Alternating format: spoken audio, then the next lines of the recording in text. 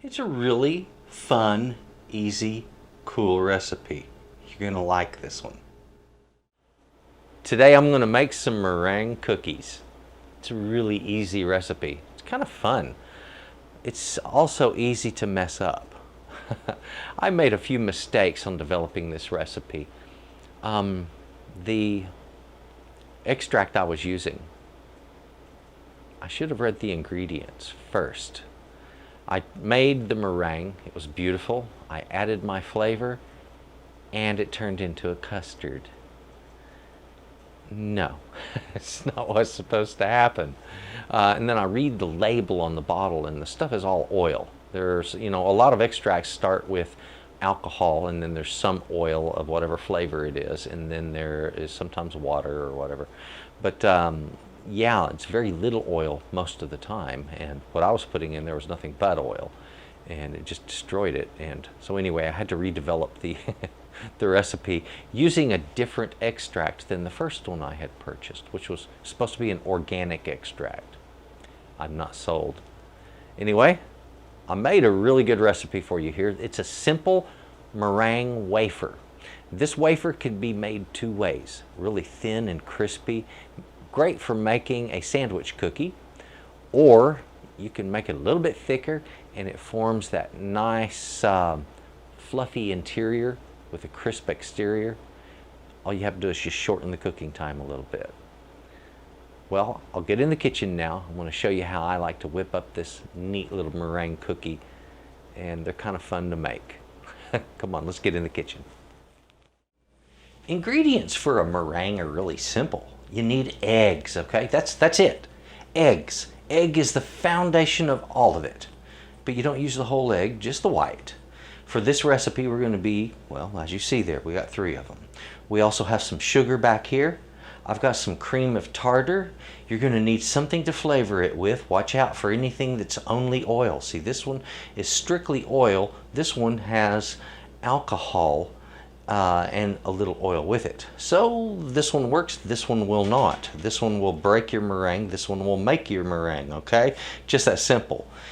I like using these powdered colorants. Don't use the regular food colorants. They're too liquidy to make this work. You can use a gel or you can use the powdered type. And then we're going to be making our cookies using a neat little tip. This is called a Sultane. There are 2 kinds of Sultanes. One that has a protruded end and one that has one where the end is equal to where these points are. And we're going to experiment with both of those and have a good time with them. Now, that's about it. You're going to need something to mix those egg whites up and get them all nice and fluffy to good stiff peaks, and also to work in that sugar. So you'll probably be needing a mixer for this. I wouldn't want to do it by hand. And then piping bags and your tips. That's it. We're ready to go and make us some meringue cookies. So I've got my 3 eggs. If you're going to do a meringue, you don't use yolks. It's all about the egg white. So I'm going to separate these things out, get my 3 egg whites in my mixer bowl. And yeah, you're going to need a mixer for this. Doing it by hand, well, you better be Superman to make a good meringue by hand, okay? So it can be done, but it's really hard. Anyway, we're going to get on with this as soon as we get these eggs cracked out and have a good time mixing it up. So before we jump into the middle of making a meringue, it's important to remember just a couple of little rules. If you've been making buttercreams or anything like that, any residual fat, butter fat, on a whisk or inside of the bowl is going to break your meringue. It's going to turn it into a custard and it won't ever rise up. Alright, so make sure that it is quite literally squeaky clean. A lot of people coat it with lemon and stuff like that. And the lemon's okay, I mean it'll help the meringue to crisp, but it's not that necessary. Acid causes the thing to get crispy while being baked, and so that's why we use the cream of tartar. Alright, we need to get busy whipping these to a stiff peak with the cream of tartar incorporated early. After it becomes stiff, then we start working in the sugar, and at the end of that, we then will work in our flavorant and our color and whip it really good into a nice, really stiff condition and make our cookies from that.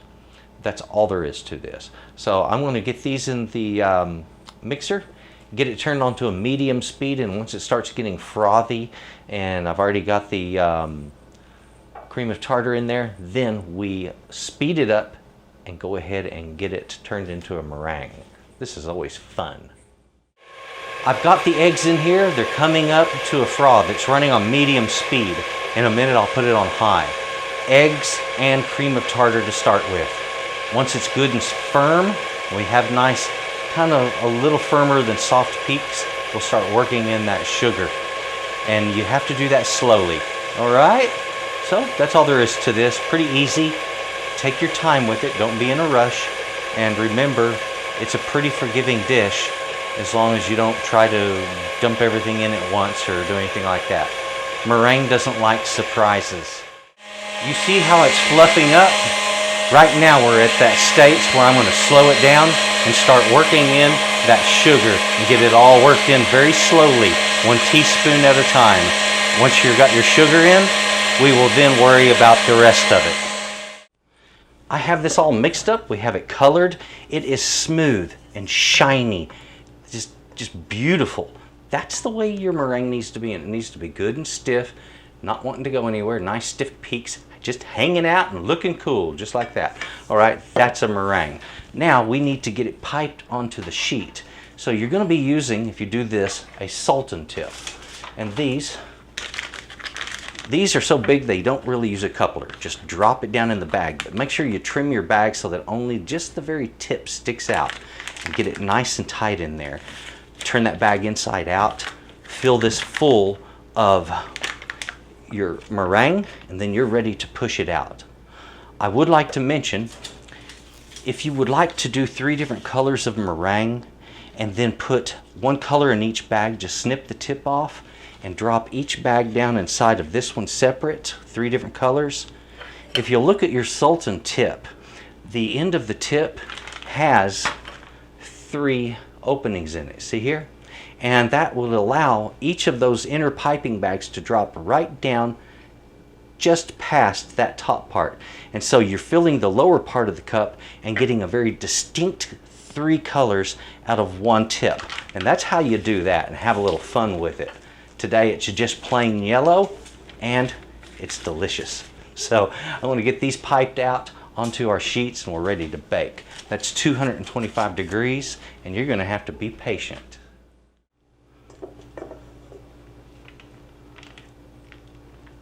Okay. Now I'm going to say this. Even though, you always hear burp the bag when you're piping, and we're going to do that. But when you're working with a meringue, sometimes you get a bubble of air up inside the meringue. You can't help it. It just happens, people. So get ready for the possibility of that occurring. So here's what I do. Pull that bag up, just like so.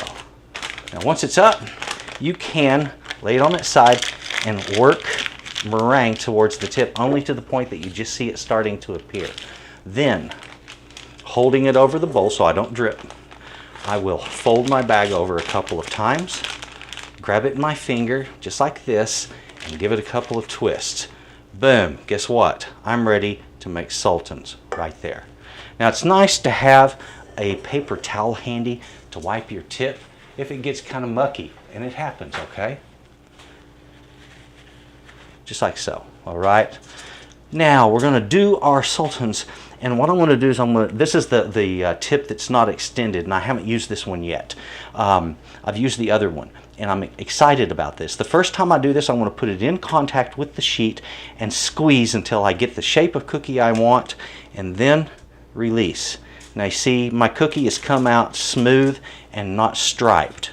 Okay, so holding it against the sheet is not going to give me what I want. The other one that's extended, that's exactly the way you do it. Now let me hold it above the sheet. There we go. There was a double and it's sealed in the middle. So let's go down a little lower and pull up. There we go. Okay, the meringues hit the oven. Yeehaw. Okay, my cookies are in the oven. Got my handy dandy little timer here. I'm gonna set that for an hour and a half. They're 225 degrees in there. They need to just cook slowly. After you're finished, after the hour and a half is done, simply turn the oven off. Do not touch the cookies, don't move them. Don't look at them while they're baking. Don't mess with them. Remember, they're delicate. It's a meringue. It needs to be left alone. All right, they're gonna cook up nice and pretty, and nothing is gonna change the outcome of what's happening in there now. This is gonna be really neat. In about 4 hours, we'll take a look at them. I would like to mention, different ovens cool at different speeds. You might be electric, you could be gas, and I'll say this, generally, gas ovens will cool a little quicker than the electric ones, and that's on purpose. Electric ovens are designed to seal in most of the heat and to keep it. Gas ovens are designed to actually vent, and to vent a lot, because the gas requires oxygen to fire it off. So it's constantly blowing heat out through its exhaust pipe. So that's the thing, your gas ones will cool down quicker. My oven's a gas oven. It cools in about 3 hours, and my Sultanes, they come out nice and crispy. So don't worry about that. Your oven might be a little different. Be patient. So the quantity of everything that we used today was 3 eggs. That's 1/2 of a cup of sugar, 1/4 of a teaspoon of cream of tartar, 1/4 of a teaspoon of your choice of flavoring, any extract that you would like. Lime, orange, lemon, they all work really good with this particular cookie. And the food colorant, take your pick on that. You can use it, or you can just leave them white if you prefer. Either way, these are gorgeous, fun little cookies, and I hope you enjoyed this recipe. Let's take a look at how they come out. I have these neat little cookies out of the oven now. Just gently peel them off of the foil, and bam, there is your little meringue cookie. They are just as light as the air itself, and they are really neat, full of flavor, and well, they're colorful. Let's face it, you got a neat little cookie there. Neat little things. This is still just slightly soft on the inside, but mostly crunchy. And that's because I like it like that. I'm one of those that just likes it crunchy all the way through. So I go for a little longer cook time. I cook these at 225 for like an hour, an hour and a half, and then shut off the oven and let them just sit in there till the oven's cool, pulled them out, and bam, here we have it. Here's the thing, if you want it to be a little bit softer in the middle, take out about 20 minutes on that. You're gonna get a perfect cook at that point with a soft center, crunchy on the outside. That's how you get both. There you have it. A really cool recipe, a neat way for you to just have fun with it. And I sure hope you enjoy this recipe. If you like it, please give me a thumbs up. If you have any comments, questions, or anything like that, you know where they go, right down there. And also take a look in my description box. You're going to see my links for Texas Cooking Today, also for my website where I sell shirts and caps for Texas Cooking Today, as well as also plenty of recipes are there. And so that's where I merchandise all of that. Folks, thank you very much for coming to Texas Cooking Today, and please enjoy your meringues, and thank you for watching. Bye-bye. Ooh, goody.